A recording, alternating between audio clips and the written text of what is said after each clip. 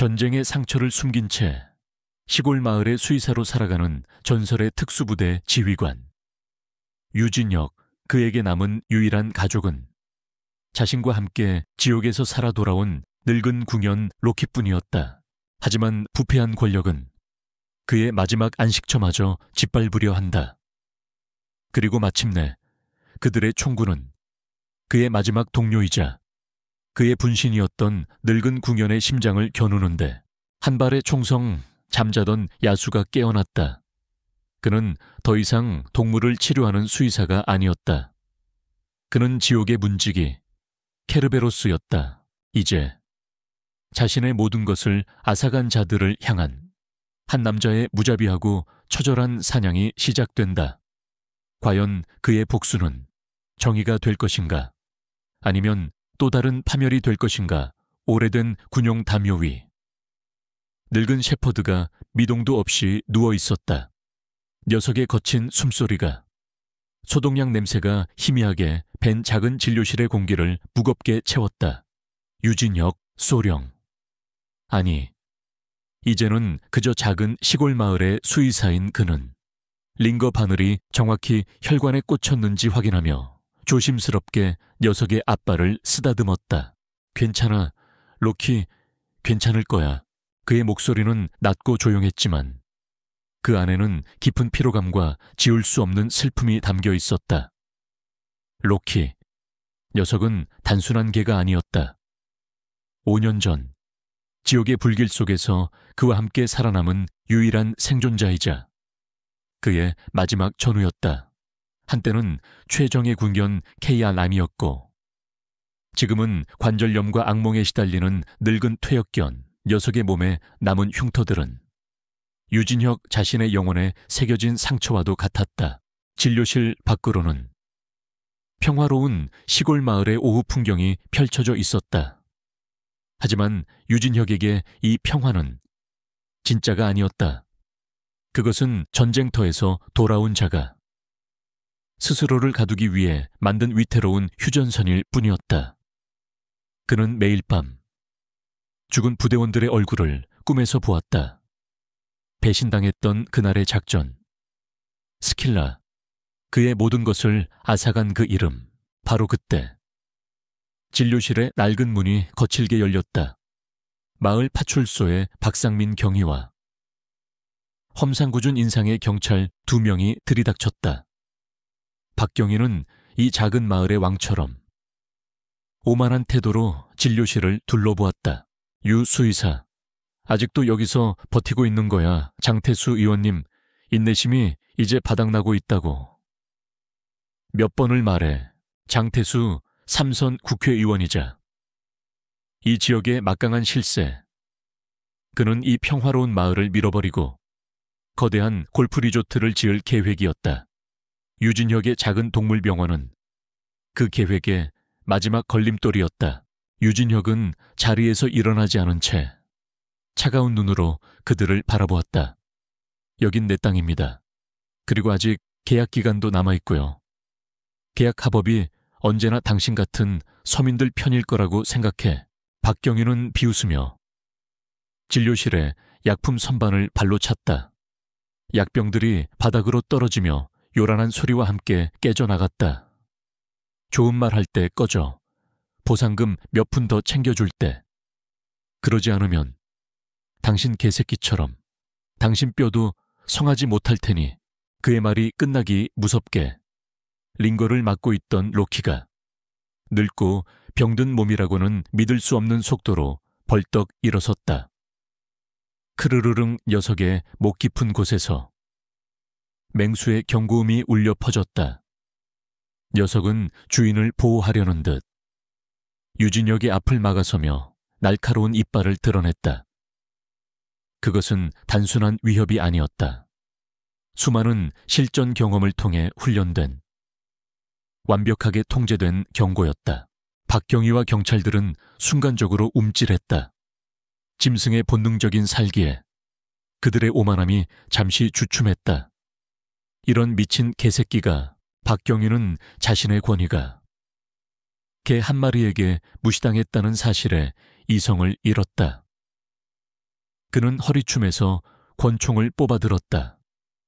박경희님 안 됩니다. 젊은 순경 하나가 그를 말렸지만 소용없었다. 로키, 앉아. 유진혁이 낮고 단호한 목소리로 명령했다. 로키는 주인을 한번 돌아본 뒤 으르렁거림을 멈추고 그 자리에 앉았다. 하지만 녀석의 시선은 여전히 적에게서 떨어지지 않았다. 수의사 양반. 걔 교육은 잘 시켰네.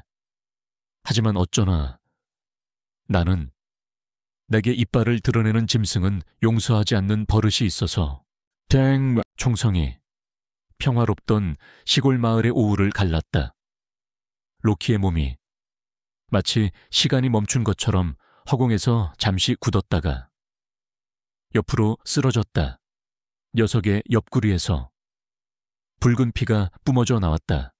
녀석의 눈은 마지막 순간까지 자신의 주인을 향해 있었다. 그 눈에는 고통과 함께 미안하다는 듯한 깊은 슬픔이 담겨 있었다.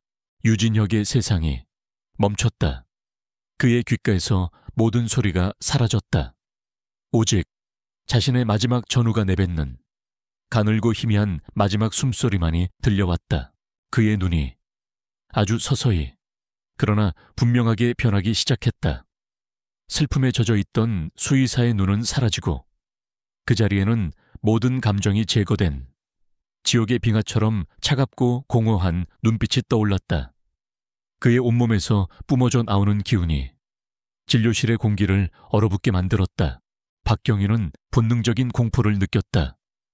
눈앞의 남자는 더 이상 그가 알던 어수룩한 수의사가 아니었다. 그는 마치 인간의 가죽을 뒤집어 쓴 다른 무언가처럼 보였다. 유진혁은 천천히, 아주 천천히 자리에서 일어섰다. 그는 피를 흘리며 쓰러져 있는 로키에게 다가가 그의 머리를 자신의 무릎 위에 뉘었다. 그는 자신의 낡은 군용 재킷을 벗어 식어가는 녀석의 몸을 덮어주었다. 그는 박경희를 쳐다보지 않았다. 그는 그저 자신의 마지막 전우의 눈을 들여다보며 나지막이 속삭였다. 미안하다. 로키, 내가 너무 늦었구나. 그리고 그는 박경희와 경찰들을 향해 고개를 돌렸다. 그의 목소리는 감정이 없는 기계음처럼 조용하고 섬뜩했다. 지금 당장 내 눈앞에서 사라져. 그것은 부탁이나 경고가 아니었다. 거부할 수 없는 서늘한 명령이었다. 박경희는 자신도 모르게 뒷걸음질 쳤다. 그는 총을 든 자신이 맨손의 저 남자에게 압도당하고 있다는 사실을 깨달았다. 그는 비겁한 욕설을 내뱉으며 부하들을 이끌고 도망치듯 진료실을 빠져나갔다. 진료실 안에는 유진혁과 그의 죽은 전우만이 남았다. 그는 로키의 몸을 안아들었다. 그의 얼굴에는 눈물 한 방울 흐르지 않았다. 슬픔은 이미 그 임계점을 넘어 모든 것을 불태워버릴 수 있는 차가운 분노로 변해 있었다. 그가 5년간 필사적으로 지켜왔던 평화, 그 위태로운 휴전선은 한 발의 총성과 함께 무너져 내렸다. 시골 마을의 친절한 수의사는 오늘 죽었다. 그리고 그의 자리에서 지옥의 문지기 케르베로스가 길고 긴 잠에서 깨어나고 있었다. 그의 복수는 뜨거운 분노가 아닐 것이다. 그것은 상대의 모든 것을 조각내어 파괴할 때까지 결코 멈추지 않을 차갑고 정교하며 무자비한 사냥이 될 것이었다. 유진혁은 자신의 마지막 전우 로키를 군용 담요에 감싸 안았다. 그는 녀석을 동물 공동묘지에 묻지 않았다. 대신 그는 차를 몰아 인적이 드문 깊은 산속으로 향했다. 그곳에는 이름 없는 작은 봉분 여러 개가 조용히 자리 잡고 있었다.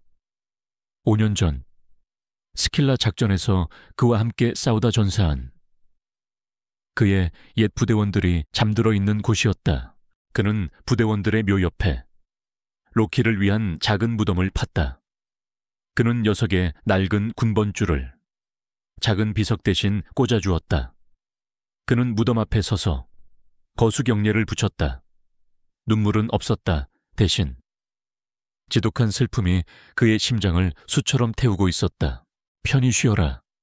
나의 마지막 동지. 그의 나지막한 목소리가 바람에 흩어졌다. 너희들의 복수는 이제 내가 시작한다. 그가 마을로 돌아왔을 때 진료실 앞에는 한 여자가 서 있었다. 마을 보건소의 의사 한설인이었다. 그녀는 총소리를 들었다는 마을 사람들의 이야기에 걱정이 되어 그를 찾아온 길이었다. 그녀는 진료실 안에 끔찍한 광경과 바닥에 떨어진 탄피를 보았다. 그리고 흑투성이가 되어 돌아온 유진혁의 얼굴을 보았다. 그의 얼굴은 깊은 슬픔으로 가득했지만 그의 눈은 살아있는 사람의 것이라고는 믿을 수 없을 만큼 공허하고 텅 비어 있었다.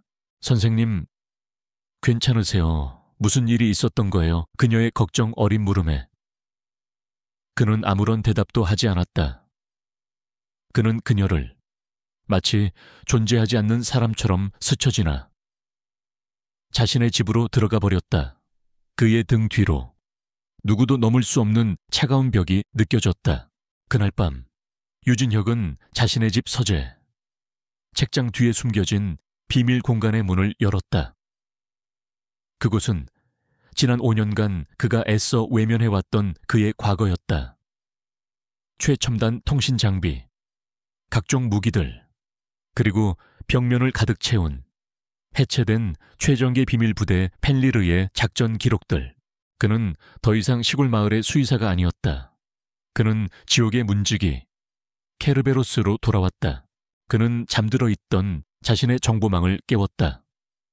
과거 부대원이었던, 현재 국가기관의 사이버 보안팀에서 일하고 있는 옛 동료에게 연락하여 박상민 경위와 장태수 의원의 모든 것을 요청했다. 그들의 금융기록, 통화 내역, 알려진 모든 약점, 먼지 하나까지 전부 밤새. 그는 컴퓨터 화면에서 눈을 떼지 않았다. 그는 기계처럼 방대한 데이터를 분석하고 적의 약점을 파고들기 시작했다. 박상민의 도박빚과 뇌물수수 혐의, 그리고 그 모든 것의 정점에 있는 장태수 의원의 거대한 부패 커넥션. 모니터의 푸른 불빛이 그의 얼굴을 비췄다. 그 순간 그의 머릿속에 지우려야 지울 수 없는 그날의 기억이 파편처럼 되살아나기 시작했다. 5년 전 중앙아시아의 한 분쟁 지역 작전명 스킬라. 그와 그의 팀 펜리르는 테러리스트 수뇌부를 제거하기 위해 적진 깊숙이 침투했다. 하지만 모든 정보는 거짓이었다. 그것은 완벽한 함정이었다. 사방에서 총알이 비처럼 쏟아졌다. 압도적인 화력 차이, 부대원들이 그의 눈앞에서 하나씩 쓰러져갔다. 통신기를 통해 그들의 마지막 절규가 들려왔다. 대장님 함정입니다. 저희를 버리고 탈출하십시오. 그와 그의 궁연 로키는 적의 포위망에 갇혔다. 사방에서 적들이 몰려왔다. 거대한 폭발음, 그리고 암흑. 그가 다시 눈을 떴을 때 그는 미군의 야전 병원이었다. 그는 작전 지역의 유일한 생존자였다. 상부에서는 작전 실패의 모든 책임을 정보 분석 오류로 돌렸다. 하지만 그는 알고 있었다. 그것은 단순한 오류가 아니었다. 내부의 누군가가 의도적으로 그들을 죽음의 구렁텅이로 몰아넣은 것이다. 부대원들을 모두 잃고 홀로 살아남았다는 지독한 죄책감. 그는 모든 것을 버리고 유령처럼 사라지는 길을 택했다. 유진혁은 지독한 두통과 함께 과거의 악몽에서 깨어났다. 그는 책상 위에 펼쳐진 장태수 의원의 프로필을 노려보았다. 장태수, 그는 스킬라 작전 당시에 군의 무기 조달을 책임지고 있던 국방부 차관보였다. 단순한 우연일까? 그의 복수의 대상이 어쩌면 자신의 마지막 전우 로키를 죽인 것뿐만이 아닐지도 모른다는 서늘한 의심이 그의 마음속에 싹트기 시작했다. 그의 복수는 이제 더 거대하고 어두운 진실을 향하고 있었다. 다음 날 그는 창밖으로 보건소에서 일하고 있는 한설인의 모습을 보았다. 그녀는 동네 할머니들의 혈압을 재주며 아이들의 상처를 치료해주며 따뜻한 미소를 짓고 있었다. 그녀는 그가 잃어버렸던 그리고 필사적으로 지키고 싶었던 평화 그 자체였다. 그는 그녀를 지켜보며 자신의 복수가 결코 선을 넘어서는 안 된다고 스스로에게 다짐했다. 그날 밤 유진혁은 자신의 책상 위 박상민 경위의 사진 위에 붉은색 십자 표시를 그었다. 그의 첫 번째 사냥감이었다. 그는 소음기가 달린 권총을 꺼내 기계처럼 정교하고 익숙한 손놀림으로 분해하고 닫고 다시 조립했다. 시골 마을의 친절한 수의사는 완전히 사라졌다. 그 자리에는 자신의 동료들을 위해 그리고 자신의 마지막 전우를 위해 기꺼이 괴물이 되기로 결심한 차가운 사냥꾼만이 남아있었다. 총구의 검은 구멍이 그의 텅 빈 눈동자 속에서 번뜩였다. 사냥이 시작되었다. 유진혁의 사냥은 소리 없이 시작되었다. 그의 첫 번째 사냥감은 로키의 심장에 총알을 박아 넣은 박상민 경이었다. 유진혁은 그를 죽이지 않을 것이다. 죽음은 그에게 너무나도 자비로운 처벌이었다. 그는 대신 박상민이 가진 모든 것을 그가 의지하고 살아가는 세상 전부를 파괴하기로 마음먹었다. 그는 먼저 박상민의 돈줄을 끊었다. 그가 확보한 정보에 따르면 박상민은 불법 스포츠 도박에 빠져 거액의 사채를 쓰고 있었다. 유진혁은 자신이 가진 해킹 기술을 이용해 박상민이 거액의 뇌물을 받아 비자금을 조성한 증거를 그가 돈을 빌린 악질 사채업자에게 익명으로 흘렸다. 동시에 경찰 내부 감사과에 박상민의 불법 도박 혐의에 대한 구체적인 증거를 투서했다. 결과는 즉각적이었다. 사채업자들은 박상민을 배신자로 낙인 찍고 그의 숨통을 조여왔다. 경찰 내부 감사관은 그를 직위 해제하고 그의 모든 자산을 동결시켰다. 박상민의 돈의 세계가 하룻밤 만에 무너져 내렸다. 두 번째로 그는 박상민의 명예를 파괴했다. 유진혁은 박상민이 과거 실적을 위해 무고한 시민들에게 죄를 뒤집어 씌워 해결했던 모든 사건 파일들을 입수했다. 그리고 그 증거들을 진실을 위해서라면 물불 가리지 않는 것으로 유명한 한 독립 언론사의 기자에게 넘겼다. 단독 현직 경찰 간부 박상민 상습적 사건 조작 및 뇌물 수수 의혹 뉴스는 거대한 파장을 일으켰다. 박상민은 유능한 경찰에서 부패한 범죄자로 전락했다. 마을 보건소의 한설이는 연일 터져나오는 박상민 경위에 대한 뉴스를 보며 이 모든 것의 배후에 유진혁이 있음을 직감했다. 그녀는 그의 진료소를 찾아갔다. 박경희. 이렇게 만든 거 선생님 짓이죠. 그녀의 눈에는 두려움과 함께 비난의 빛이 담겨 있었다. 이건 정의가 아니에요. 이건 그저 똑같은 방식의 폭력일 뿐이에요. 선생님마저. 그들과 같은 괴물이 되어서는 안 돼요. 유진혁의 눈은 조금도 흔들리지 않았다. 나는 내 방식으로 정의를 집행할 뿐이요. 법이 저런 쓰레기를 심판하지 못한다면 내가 직접 하지. 그리고 한 의사. 당신은 내가 가는 길을 막을 수 없소. 그의 차가운 대답은 그녀와의 사이에 넘을 수 없는 선을 그었다. 그녀는 그가 복수라는 이름의 깊고 어두운 강을 홀로 건너고 있음을, 그리고 자신이 그를 막을 수 없음을 깨달았다. 마지막으로 유진혁은 박상민의 개인적인 삶을 파괴했다. 그는 박상민이 오랫동안 내연 관계를 유지해왔다는 증거를 그의 아내에게 익명으로 보냈다. 그의 가정은 완벽하게 파탄났다. 돈, 명예, 그리고 가족, 자신이 가진 모든 것을 잃고 텅 빈 집안에 홀로 남겨진 박상민 그에게 마지막 소포 하나가 배달되었다. 그 안에는 그가 과거에 조작했던 한 살인사건의 현장 사진이 들어있었다. 억울한 누명을 쓰고 감옥에 간 피해자의 사진. 그리고 그 사진 속 피해자의 임에는 깨끗한 총알 구멍 하나가 뚫려 있었다. 그것은 장태수 의원을 향한 소리 없는 경고장이었다. 너의 졸개의 말로는 이것이다. 그리고 다음은 너다.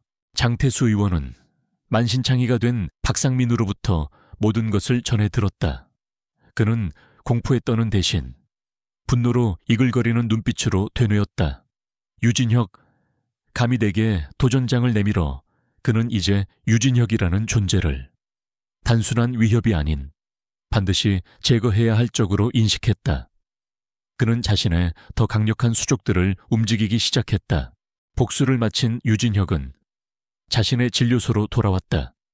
그의 마음은 후련함 대신 지독한 공허함으로 가득 차 있었다. 복수는 죽은 로키를 되살려주지 못했다. 그때 한서린이 진료소 안으로 들어왔다. 그녀는 더 이상 그를 비난하지 않았다. 대신 그가 작전 중에 손에 입은 작은 상처를 발견하고 말없이 다가와 치료해 주었다. 복수가 다 끝나고 나면 선생님한테는 대체 뭐가 남게 되죠? 그녀의 조용한 질문이 그의 텅 빈 마음에 파문을 일으켰다. 그는 대답할 수 없었다. 그녀는 그의 얼어붙은 영혼 속에 아직 온기가 남아있음을 유일하게 알아주는 사람이었다. 그날 밤 유진혁은 로키의 무덤을 찾았다. 그는 무덤 앞에 하얀 국화 한 송이를 내려놓았다. 이제 하나 끝냈다. 로키, 편히 쉬어라. 그는 나지막이 속삭였다. 첫 번째 사냥은 끝났다. 하지만 그가 고개를 드는 순간 그의 눈빛은 숲의 경계선을 향해 있었다. 그의 모든 감각이 보이지 않는 적의 움직임을 감지하고 있었다. 그는 알고 있었다. 진짜 포식자인 장태수가 이제 자신을 사냥하기 위해 움직이기 시작했다는 것을. 사냥꾼은 이제 동시에 사냥감이 되었다. 싸움은 이제 막 2라운드로 접어들고 있었다. 장태수 의원의 방역은 거대하고 무자비했다. 그는 국방부와 경찰 내의 인맥을 총동원하여 유진혁이라는 남자를 향한 거대한 포위망을 펼치기 시작했다. 위험 군무 이탈자. 유진혁을 공개 수배합니다. 언론에는 그가 극심한 PTSD를 앓고 있는 잠재적 범죄자라는 기사가 쏟아졌다. 그가 살던 작은 시골 마을은 순식간에 중무장한 경찰들과 국방부 조사관들로 가득 찼다.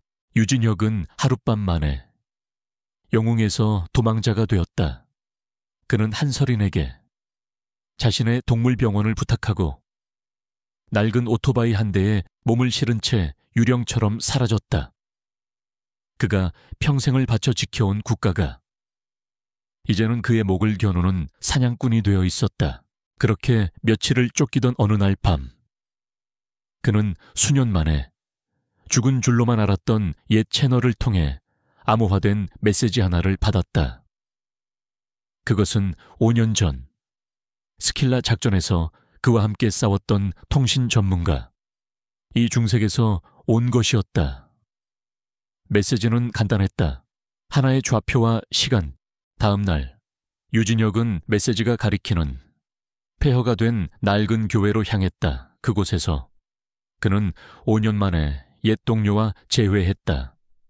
이 중사는 그날의 폭발로 인해 한쪽 다리를 잃고 얼굴에는 끔찍한 화상 자국을 아는 채 지난 5년간 죽은 사람처럼 숨어 지내고 있었다. 그리고 그는 유진혁에게 5년 전 그날의 지옥 같은 진실을 털어놓았다. 대장님, 그날 작전은 실패한 것이 아니었습니다. 우리는 처음부터 팔려나갔던 겁니다. 이 중사는 그날 작전 직전 아군 지휘본부에서 적군에게로 전송되는 암호화된 통신을 우연히 감청했다고 했다. 그 통신에는 그들의 모든 침투 경로와 작전 목표가 고스란히 담겨 있었다. 배신은 가장 믿었던 아군의 심장부에서 시작된 것이다. 저는 폭발 직전에 겨우 살아남았지만 진실을 알고 있는 저를 누군가가 계속해서 죽이려 했습니다. 그래서 죽은 척 숨어 지낼 수밖에 없었습니다. 그리고 그는 그 배신의 정점에 있던 한 남자의 이름을 말했다. 바로 당시 국방부 군수조달 차관보이자 스킬라 작전의 모든 군수 물자를 책임지고 있던 남자 장태수였다. 장태수는 당시 적국과의 뒷거래를 통해 막대한 비자금을 챙기고 군 내부의 정적이었던 유진혁의 스승을 제거하기 위해 펜리르 부대 전체를 죽음의 제물로 팔아넘겼던 것이다.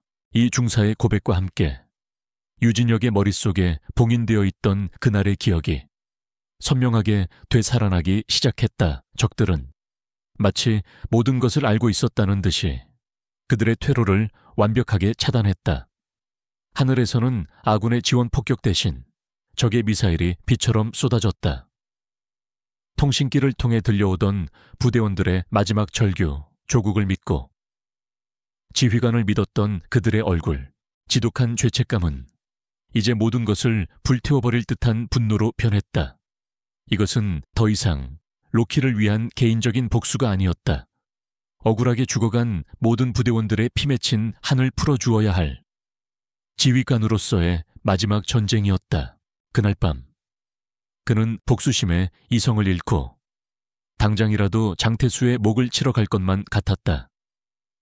그는 마지막 남은 이성의 끈을 붙잡고 한설인에게 전화를 걸었다. 그는 그녀에게 자신이 방금 알게 된 끔찍한 진실에 대해 모두 털어놓았다. 수화기 너머로 그녀의 떨리는 목소리가 들려왔다. 복수가 선생님을 잡아먹게 두지 마세요. 선생님까지 괴물이 되어버리면 돌아가신 동료분들은 누가 기억해 주겠어요. 그분들의 명예를 위해서라도 제발 괴물이 되지는 마세요. 그녀의 진심 어린 호소는 지옥의 문턱까지 갔던 그의 발걸음을 가까스로 돌려세웠다. 그는 깨달았다.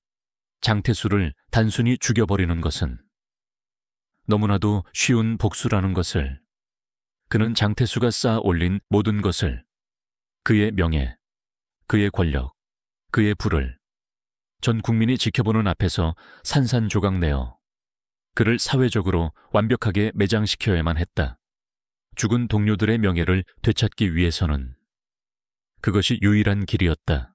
그의 복수는 이제 심판이 되어야 했다. 이 중사는 당시의 통신기록 원본을 확보하지는 못했지만 그 거래의 중간 다리 역할을 했던 국제무기밀매상의 존재에 대해 알고 있었다. 그는 현재 신분을 세탁하고 한국에 숨어 지내고 있다고 했다. 그 무기상을 찾는 것, 그것이 장태수의 반역죄를 증명할 유일한 열쇠였다. 유진혁과 이 중사, 두 명의 살아남은 펜리르는 이제 새로운 사냥을 시작했다. 그들의 사냥감은 더 이상 장태수의 졸개들이 아니었다. 10년의 세월 속에 숨어버린 거대한 음모의 핵심을 쥐고 있는 또 다른 유령이었다. 한설이는 자신의 작은 진료소에서 유진혁이 무사히 돌아오기만을 기도했다. 그녀는 그가 복수의 화신이 아닌 정의의 심판자로서 돌아오기를 간절히 바라고 있었다. 외로운 늑대의 사냥은 끝났다. 이제 살아남은 늑대들의 무리를 위한 마지막 전쟁이 시작되고 있었다. 유진혁과 이 중사는 그들의 적이 상상 이상으로 거대하다는 것을 깨달았다. 장태수 의원은 국방부와 국정원 그리고 경찰 조직 깊숙이 자신의 사람들을 심어놓은 거대한 거미줄의 중심이었다. 그들은 더 많은 동료가, 다른 방식의 무기가 필요했다. 유진혁은 장태수에게 모든 것을 잃은 또 다른 유령을 떠올렸다. 김동현 한때는 국정원의 가장 뛰어난 위장 및 침투 전문가였지만 장태수의 함정에 빠져 부패 누명을 쓰고 쫓겨난 비운의 블랙 요원 유진혁은 그를 찾아내 이 위험한 전쟁에 끌어들이기로 결심했다. 옛 요원을 찾는 것은 또 다른 첩보 작전이었다. 유진혁은 과거 그들만이 알던 암호를 이용해 도시의 어둠 속에 흔적을 남겼다. 며칠간의 쫓고 쫓기는 추적 끝에 그는 마침내 한 낡은 연극극장의 무대 감독으로 살아가고 있던 김동현을 찾아냈다. 김동현은 처음에는 그를 맹렬하게 거부했다. 그는 자신을 버린 국가와 동료들을 더 이상 믿지 않았다. 장태수는 내 동료들을 죽였고 당신의 인생을 훔쳤소. 이대로 그가 승리하게 둘 겁니까? 유진혁은 애국심이 아닌 그들의 공통된 복수심에 호소했다. 결국 김동현은 그의 손을 잡았다. 지휘관 케르베로스, 통신 전문가 에코, 그리고 위장 전문가 카멜론, 죽은 줄로만 알았던 전설의 팀 펜리르가 그렇게 다시 한번 어둠 속에서 부활했다. 그들의 첫 번째 공동 목표는 5년 전 스킬라 작전의 정보를 팔아넘긴 국제무기 밀매상 미스터 X를 찾아내는 것이었다.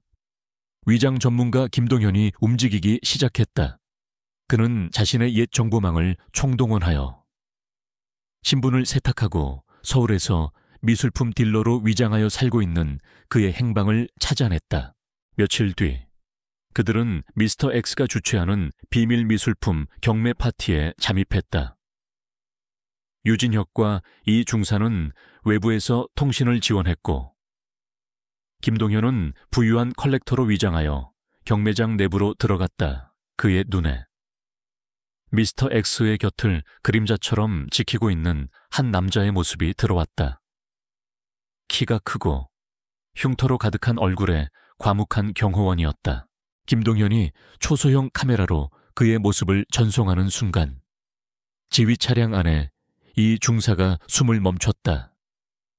대장님, 저 녀석은 경호원의 손목에 아주 작지만 선명한 늑대 이빨 모양의 문신이 새겨져 있었다. 그것은 오직 펠리르 부대원들만이 공유했던 그들만의 상징이었다. 오, 상병, 오진우 상병입니다. 스킬라 작전에서 전사 처리되었던 막내입니다. 그는 살아있었다. 그는 5년 전 그 지옥의 매복 작전에서 살아남아 어떤 이유에선지 기억을 잃고 자신들의 동료를 죽음으로 내몬 원수의 하수인이 되어 있었던 것이다. 작전의 목표가 그 순간 바뀌었다. 더 이상 무기상을 잡는 것이 아니었다. 잃어버린 막내 동생을 집으로 데려오는 것이었다. 하지만 어떻게 오 상병은 그들을 기억하지 못했다. 그는 훈련된 살인병기였다. 그들은 이제 자신들을 적으로 인식하고 있는 옛 동료와 싸워야만 했다. 유진혁은 깊은 고뇌에 빠졌다. 이 딜레마를 해결할 수 있는 사람은 단 한 사람뿐이었다. 그는 비밀리에 한설인에게 연락했다. 그는 그녀에게 기억을 잃은 동료에 대한 이야기를 털어놓았다. 수화기 너머로 그녀의 따뜻하고 단호한 목소리가 들려왔다. 기억을 잃은 사람에게는 논리가 아니라 감각이 필요해요. 총이나 칼이 아니라 그의 마음을 흔들 수 있는 무언가요. 그 사람이 가장 깊이 기억하고 있을 냄새나 소리, 혹은 노래 같은 거요. 노래, 그녀의 말에, 유진혁과 이 중사의 뇌리에 동시에 하나의 기억이 스쳐 지나갔다. 그들이 매번 목숨을 건 작전에 투입되기 직전 서로의 어깨를 두드리며 함께 불렀던 낡고 오래된 군가, 오 상병이 가장 좋아했던 그 노래. 그들은 마지막 작전 계획을 세웠다. 이것은 파괴를 위한 작전이 아니었다. 구원을 위한 작전이었다. 그날 밤 미스터 X의 미술품 경매가 끝나고 그는 자신의 아지트로 향했다. 그의 곁에는 여전히 오 상병이 그림자처럼 그를 호위하고 있었다. 그들의 차가 한적한 터널을 지나는 순간 터널의 모든 조명이 꺼지고 사방에서 검은색 차량들이 나타나 그들의 차를 포위했다. 펜리르의 귀환이었다. 오 상병은 반사적으로 총을 뽑아들고 전투 태세를 갖췄다. 그의 눈에는 어떠한 동요도 없었다. 오직 적을 향한 살기만이 가득했다. 바로 그때 터널의 스피커에서 낡은 노래 하나가 울려 퍼지기 시작했다. 아주 오래된 그들의 궁하였다. 별 하나 나를 보고 조국이 나를 본다. 이 중사가 떨리는 목소리로 스피커에 대고 노래를 따라 부르기 시작했다. 진우야, 오진우 상병 정신 차려. 우리 다 형들이야. 오 상병의 눈동자가 지진이라도 일어난 듯 격렬하게 흔들리기 시작했다. 그의 머릿속에 봉인되어 있던 기억들이 파편처럼 떠오르기 시작했다. 불길, 총성, 그리고 죽어가던 동료들의 얼굴. 그는 머리를 감싸쥐며 그 자리에 주저앉아 괴롭게 울부짖었다. 유진혁은 천천히 무방비 상태로 그에게 다가갔다. 진우야, 괜찮아. 이제 집에 가자. 그는 5년 만에 자신의 막내 동생의 어깨를 감싸 안았다. 살아남은 펜리르의 3마리 늑대. 그들은 마침내 지옥의 한가운데서 서로를 다시 찾아낸 것이다. 그들의 손에는 이제 장태수라는 거대한 괴물의 심장을 꿰뚫을 수 있는 살아있는 증거가 쥐어졌다. 펜리르 부대의 비밀 안전가옥. 한설인의 따뜻한 보살핌과 옛 동료들의 나측은 목소리 속에서 오진우 상병에 흩어졌던 기억이 서서히 돌아오기 시작했다. 그는 5년 전 지옥 같았던 매복작전의 마지막 순간들을 고통스럽게 떠올렸다. 그는 분명히 보았다. 매복이 시작되기 직전 멀리 떨어진 언덕 위에서 적군의 지휘관과 함께 작전 지도를 내려다보던 한 남자를 바로 당시 국방부 차관보였던 장태수였다. 그리고 그는 죽어가던 통신병에게서 작전 실패의 모든 진실이 담긴 데이터 칩을 건네받았다. 그는 정신을 잃기 직전 그 데이터 칩을 자신의 군장 깊숙한 곳에 숨겼다. 그 데이터 칩, 그걸 찾아야 합니다. 그 안에 장태수의 모든 반역 행위가 담겨 있습니다. 하지만 그의 군장은 5년 전 작전 지역에서 실종 처리된 상태였다. 한편 오 상병이 살아있다는 사실을 알게 된 장태수는 공포에 휩싸였다. 살아있는 증거, 그는 자신의 모든 것을 파멸시킬 수 있는 그 마지막 위협을 무슨 수를 써서라도 제거해야만 했다.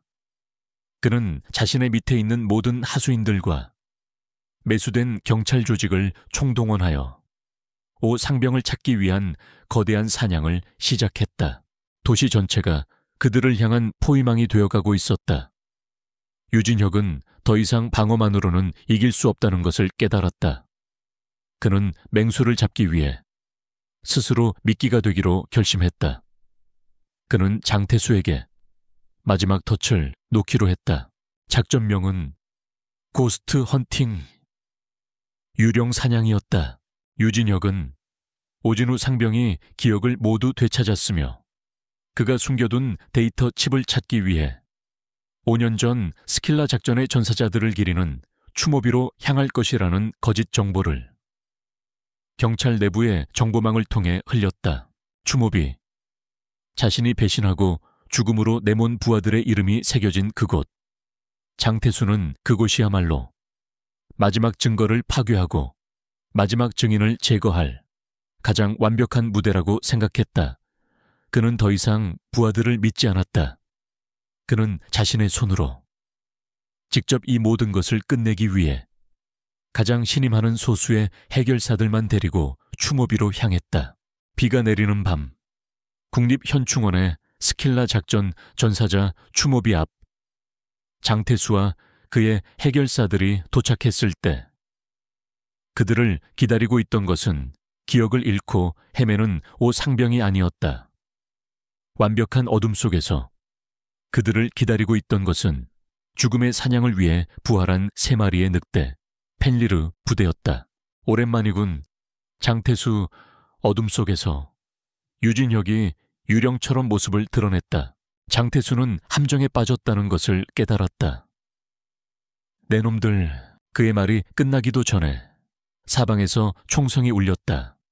하지만 그것은 실탄이 아니었다. 유진혁의 팀은 비살상용 특수탄을 사용하여 순식간에 장태수의 해결사들을 제압했다. 이것은 살인이 아닌 심판을 위한 작전이었다. 결국 추모비 앞에는 유진혁과 장태수 단둘만이 남게 되었다. 빗줄기가 그들의 얼굴 위로 흘러내렸다. 이 이름들이 보이나? 장태수, 유진혁이 추모비에 새겨진 부대원들의 이름을 가리켰다. 내 놈이 너의 더러운 돈과 권력을 위해 조국을 배신하고 죽음으로 내몬 내 부하들이었다. 그리고 내 동생들이었다. 궁지에 몰린 장태수는 조금의 죄책감도 보이지 않았다. 그는 오히려 광기 어린 미소를 지으며 비웃었다. 전쟁에서는 언제나 희생양이 필요한 법이다. 저놈들은 조국을 위해 죽은 게 아니야. 바로 나, 장태수의 위대한 미래를 위한 영광스러운 디딤돌이 된 것뿐이다. 그의 오만한 마지막 자백. 그것이 바로 유진혁이 기다려왔던 모든 것이었다. 장태수는 알지 못했다. 이 모든 상황이 그들의 군복에 부착된 초소형 카메라를 통해 인근에 대기하고 있던 한서린과 그녀가 섭외한 양심적인 기자들에게 실시간으로 전송되고 있다는 사실을. 그리고 바로 그 순간 어둠 속에서 오진우 상병이 걸어 나왔다. 그의 기억은 완벽하게 돌아온 상태였다. 그의 손에는 5년 전 사라졌던 자신의 군장에서 회수한 결정적인 증거, 데이터 칩이 들려 있었다. 당신이 그렇게 찾던 게 바로 이거였나? 장태수 의원, 모든 것이 끝났다. 완벽한 함정, 완벽한 증거, 그리고 살아 돌아온 증인. 장태수가 절망적인 비명을 지르며 유진혁에게 달려드는 순간 사방에서 경찰 사이렌 소리가 울려 퍼지며 그들을 포위했다. 유진혁은 괴물을 뜨거운 분노가 아닌 차갑고 텅 빈 눈으로 내려다보았다. 그의 길고 길었던 고통스러웠던 임무가 마침내 끝나고 있었다. 그의 죽은 동료들의, 그리고 그의 마지막 전우였던 로키의 복수가 마침내 완성되고 있었다. 이제 남은 것은 정의의 이름으로 내려질 마지막 심판뿐이었다. 국회 국방위원회, 스킬라 작전 진상규명 특별청문회. 그곳은 장태수라는 괴물을 심판하기 위한 마지막 무대였다. 청문회는 전 국민에게 생중계되고 있었다. 살아 돌아온 오진우 상병은 증인석에 앉아 5년 전 그날의 진실을 떨리지만 단호한 목소리로 증언했다. 유진혁이 확보한 추모비 앞에서 모든 것을 자백하는 장태수의 영상이 대형 스크린을 통해 온 국민에게 공개되었다. 빼도 박도 못하는 증거, 완벽한 외통수였다. 장태수는 마지막까지 발악했다. 그는 모든 것이 유진혁이 꾸며낸 음모라고, 죽은 부하들의 명예를 더럽히는 비열한 거짓말이라고 외쳤다. 바로 그 순간 청문회장의 문이 열리고 박진우 장군과 군검찰, 그리고 국방부 장관이 함께 들어섰다. 국방부 장관은 그 자리에서 스킬라 작전의 모든 기밀을 해제하고 장태수의 반역 행위에 대한 군의 공식적인 수사 결과를 발표했다. 장태수 의원은 자신의 사적인 이익을 위해 국가와 군을 배신하고 조국을 위해 목숨을 바친 젊은 영웅들을 사지로 내몬 반역자입니다. 장태수는 그가 평생을 바쳐 쌓아 올린 권력의 정점에서 가장 공개적이고 비참한 방식으로 추락했다. 그는 현장에서 군법 위반 및 국가보안법 위반 혐의로 체포되었다. 그의 거짓된 제국은 그렇게 허무하게 무너져 내렸다. 시간이 흘러 세상은 다시 평온을 되찾았다. 장태수는 군사재판에서 종신형을 선고받았다. 펜리르 부대원들의 명예는 5년 만에 완벽하게 회복되었다. 그들의 이름은 반역자가 아닌 조국을 구한 영웅으로서 국립현충원의 가장 높은 곳에 새겨졌다. 새롭게 단장된 추모비 앞에 살아남은 펜리르 부대원들, 유진혁, 이중사, 김동현, 그리고 오진우 상병이 각 잡힌 군복을 입고 나란히 섰다. 그들의 승리는 기쁨이 아닌 깊고 묵직한 슬픔이었다. 그들은 말없이 먼저 떠나간 형제들을 향해 마지막 거수경례를 올렸다. 그날 이후 유진혁은 오랫동안 고민했다. 그의 전쟁은 끝났다. 지옥 같던 복수도, 명예를 되찾기 위한 싸움도 모두 끝이 났다. 그는 자신의 정체성이었던 케르베로스라는 이름을 이제는 내려놓아야 할 때라고 생각했다. 그는 자신을 말렸던 한서린의 얼굴을 떠올렸다. 그녀가 아니었다면 그는 복수라는 이름의 괴물이 되어 영원히 어둠 속을 헤맸을지도 모른다. 그는 낡은 오토바이를 몰아 그녀가 있는 작은 시골 마을로 돌아왔다. 그녀의 보건소는 여전히 따뜻하고 평화로웠다. 그는 그녀에게 자신의 결심을 털어놓았다. 이제 모든 걸 그만두고 싶소. 그냥 평범한 수의사로 조용히 살아가고 싶소. 하지만 뭘 어떻게 시작해야 할지 하나도 모르겠군. 그의 목소리에는 전쟁터에서는 단 한 번도 보인 적 없었던 나약함과 망설임이 담겨 있었다. 서리는 말없이 미소 지었다. 그녀는 그의 손에 차가운 총 대신 따뜻한 청진기를 쥐어주었다. 일단 감기에 걸린 이 강아지부터 좀 봐주시겠어요. 선생님, 그녀는 그를 다시 사람의 세계로, 치유의 세계로 이끌어주고 있었다. 1년 후 봄 유진혁에 낡았던 동물병원은 이제 국가유공궁연들을 위한 최신 시설의 재활치료센터로 재탄생했다. 정부가 로키와 펜리르 부대의 희생을 기리기 위해 지원해준 것이었다. 그곳에서 유진혁은 더 이상 과거의 악몽에 시달리지 않았다. 그는 자신처럼 전쟁의 상처를 안고 돌아온 늙은 궁연들을 치료하며 자기 자신을 치유하고 있었다. 그의 손은 더 이상 사람을 해치는 손이 아니라 생명을 살리는 손이 되어 있었다. 그의 곁에는 이제 그의 아내이자 동반자가 된 한서린이 함께했다. 살아남은 펜리르 부대원들도 각자의 자리에서 새로운 삶을 찾았지만 여전히 가족처럼 서로를 의지하며 살아가고 있었다. 어느 맑은 오후 유진혁과 서리는 로키의 무덤이 있는 산에 올랐다. 무덤계는 이름 모를 하얀 들꽃이 피어 있었다. 그는 무덤 앞에 새로 만든 깨끗한 군번줄 하나를 내려놓았다. 덕분에 우리 모두가 제자리를 찾았다. 로키, 이제 정말 편히 쉬어라. 그는 비로소 자신의 과거와 그리고 자기 자신과 화해했다. 두 사람은 손을 잡고 평화로운 마을의 풍경을 내려다보았다. 그들이 목숨을 걸고 싸워 지켜낸 평화, 비극의 잿더미 위에서 그들은 서로의 상처를 보듬어 사랑이라는 이름의 가장 단단하고 따뜻한 집을 지어냈다. 그리고 그 집은 영원히 무너지지 않을 것이었다.